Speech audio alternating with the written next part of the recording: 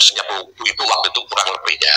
Iya, Pak Ana juga pernah cerita sama saya, cuma waktu kan ada perlawanan dari kelompok-kelompok masyarakat. Kalau memang ini Ki Ageng, manggilnya Pak Joni, dia nggak tahu kalau saya sudah jadi Ki Ageng. Bu Ibu itu nggak paham, taunya Pak Haji Joni. Kalau Pak Haji Joni memang dengan saudara klaim masih keluarga, iya nanti. Cuma jangan sekarang Pak Joni, suasananya nggak memungkinkan. Nanti saja setelah Wilkada. Ya. Dan alhamdulillah itu kami sampaikan kepada Pak Anas respon, dan kami tanggal 3 diberi ruang untuk ketemu lagi. Ini Pak Anas di depan teman-teman. Jadi itu pokok kita yang harus kita perjuangkan. Jangan sampai silakan mau nanti kepanitiaan ketakmiran marbotnya Masjid Jami Kebanggaan kita itu yang ngatur pemerintah daerah ya, yang punya ya. Iya, yang penting jangan sampai ada kelompok balau yang duduk di sana. Jadi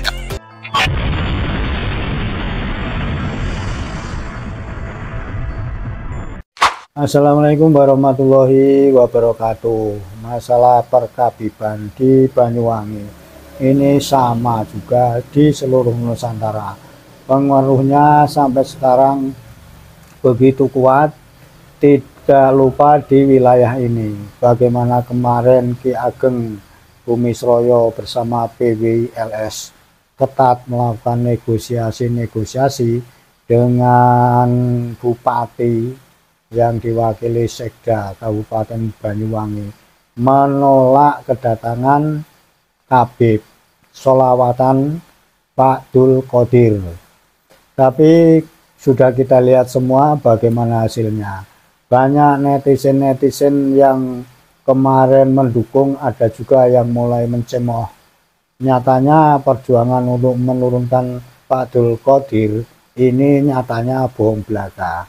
Ya memang di depan layar seperti itu, tapi di belakang itu kenapa Pak Dul Qodir sampai tidak full sampai 100% sholawatan, bahkan ternyata di balik itu Pak Dul Qodir cuma dikasih waktu 15 menit, tapi ya namanya hujan lebat ketika itu akhirnya sampai 30 menit, dan kemudian Pak Dul Qodir meninggalkan tempat acara itu juga dengan terburu-buru.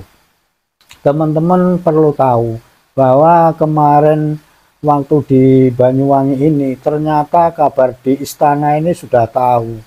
Jadi perjuangan Ki Ageng Bumisroyo bersama PWLS ini juga luar biasa hasilnya. Kita lihat yang akan datang ini, Habib dijamin tidak akan ada lagi yang sholawatan di Kabupaten Banyuwangi.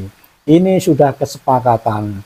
Dan perlu kita bongkar lagi, di Banyuwangi ini karena pengaruh Habib Dobolawi begitu kuat, sehingga masuk ke segala lini, tidak terkecuali.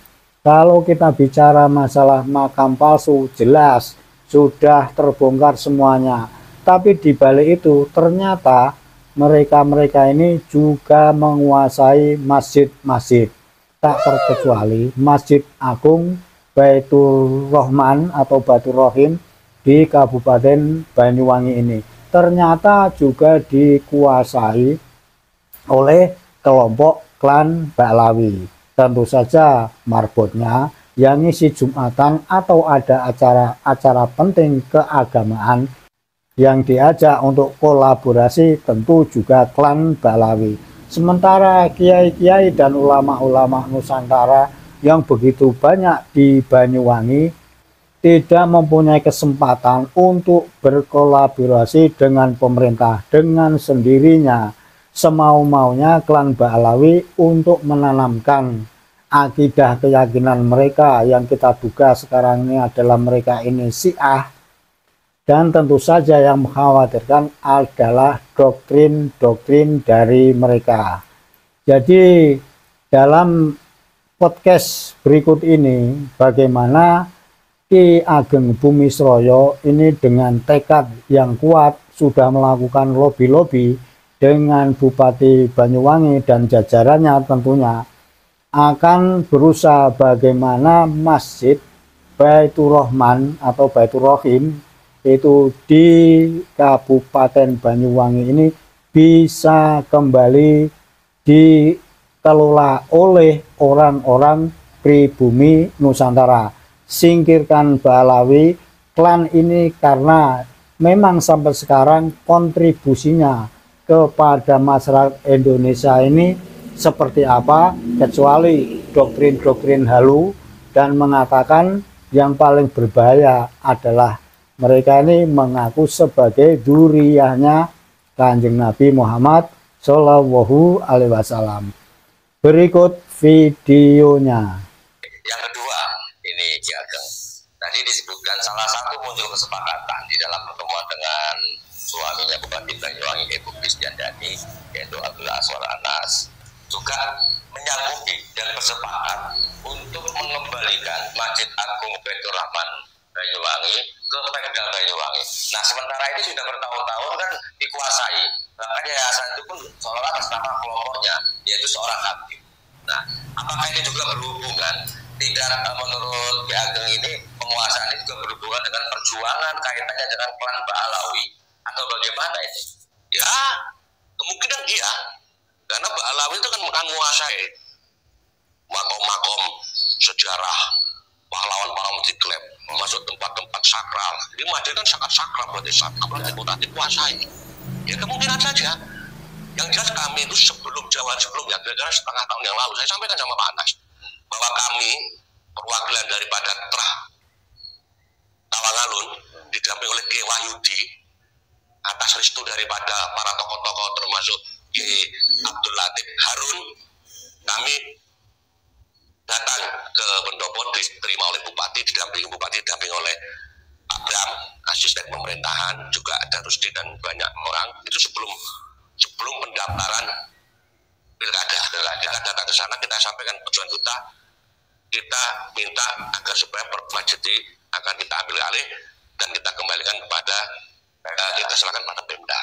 Nah, pesannya Bu Ibu waktu itu kurang lebihnya, ya Pak Anas juga pernah cerita sama saya, cuma waktu kan ada perlawanan dari kelompok-kelompok masyarakat.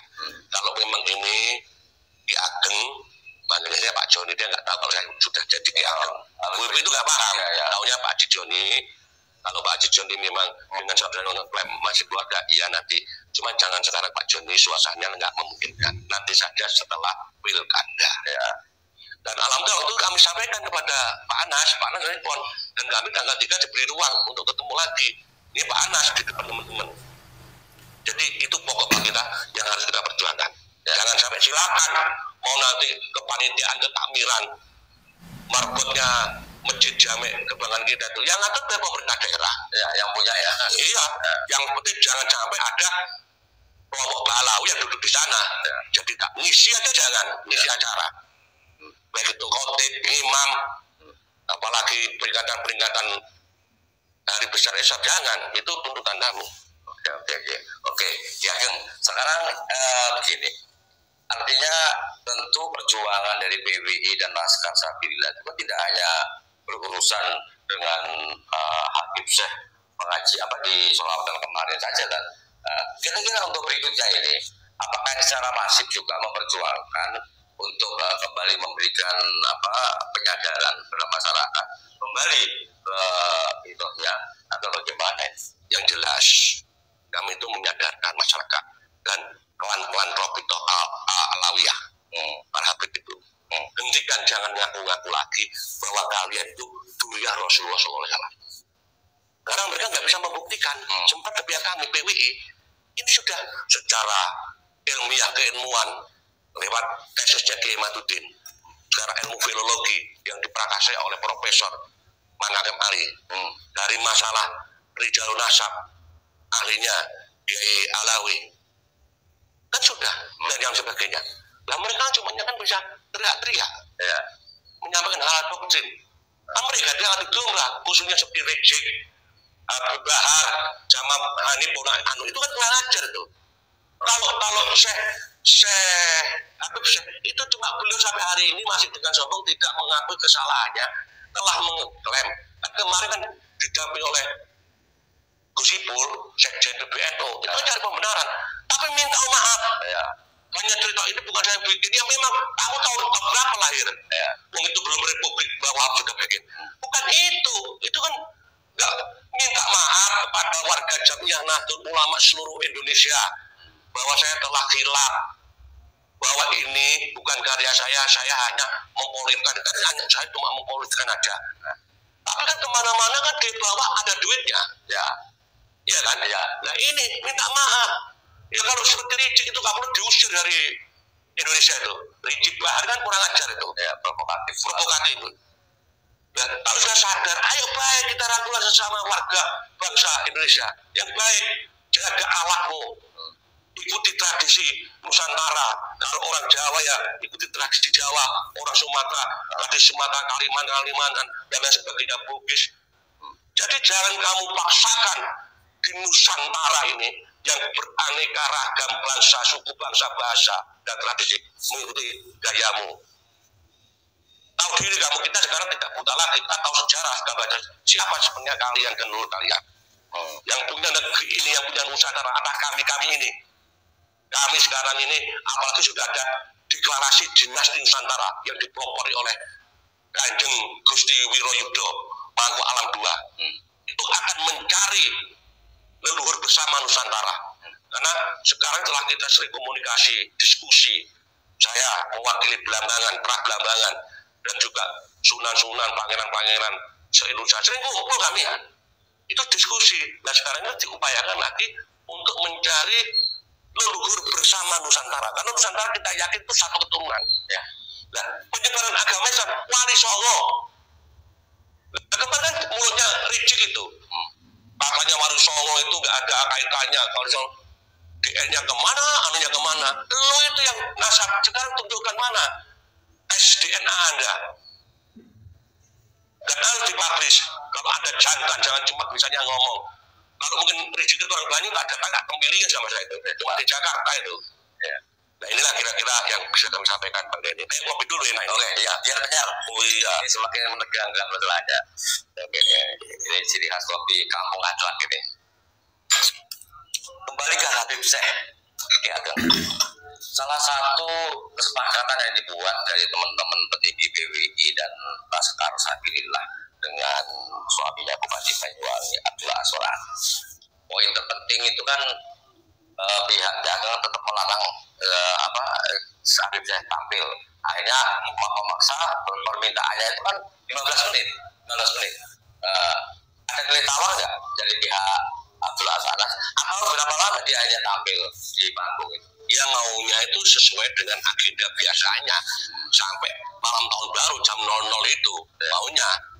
Nah sementara kita nolak karena dengan adanya kesepakatan deal kami juga diuntungkan oleh pemerintah daerah lewat Pak Anas janji akan memfasilitasi kedatangan tokoh-tokoh BWI dalam rangka memberikan pengajian dan edukasi penyadaran kepada warga masyarakat Banyuwangi khususnya.